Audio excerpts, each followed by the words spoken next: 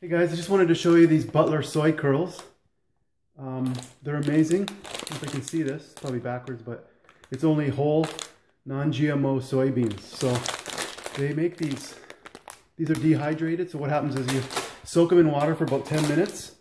And then what I did was I fried them on a pan, non-stick, just a small little frying pan, to get them a bit browned. And I actually added some soy. So I've seen people marinate them, put them in a bag, like a sandwich bag, a Ziploc type thing with barbecue sauce or soy, whatever. But I put some soy sauce and I added it to my udon noodle, the sweet Thai chili sauce recipe.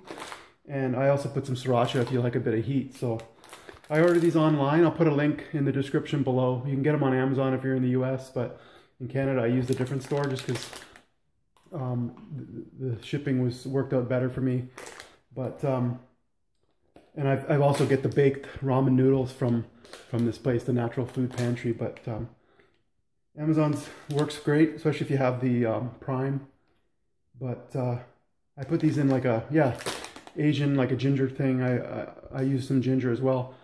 I might I'll show you a couple pictures of what I had last night. It was so good. And some people you can make orange chicken. You could make, what was the other thing?